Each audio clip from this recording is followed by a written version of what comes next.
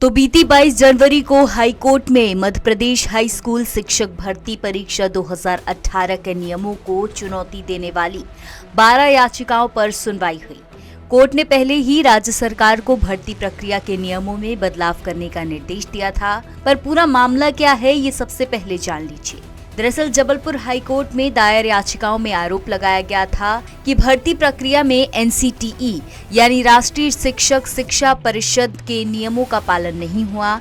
भर्ती में कुछ अभ्यर्थियों को द्वितीय श्रेणी मानते हुए चुना गया, जबकि समान अंकों के दूसरे अभ्यर्थियों को तृतीय श्रेणी मानते हुए बाहर कर दिया गया। जैसे 45% अंकों वालों को द्वितीय श्रेणी और 49% अंकों वालों को तृतीय श्रेणी बताया गया। इसी को लेकर हाई कोर्ट में सुनवाई की गई, जिसमें हाई कोर्ट ने फैसला लिया कि भर्ती नियमों में डिवीजन श्रेणी को हटाया जाए और केवल अंकों को आधार बनाया जाए। कि जो ये भर्ती नियम है इसमें जो एम्बिगुटी है, इसमें जो क्राइटेरिया रखा हुआ है उसमें आप संशोधन करें।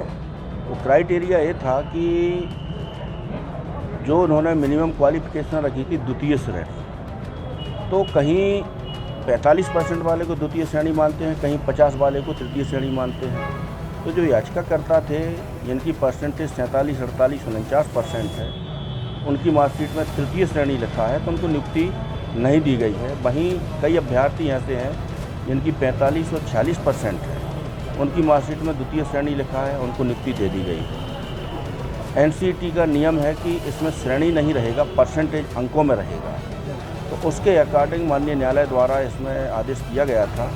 तो मध्य प्रदेश शासन की ओर से उसमें अंडरटेकिंग दी गई है कि 23 जनवरी 2025 को कमेटी है फाइनल, और इस तारीख को नियमों।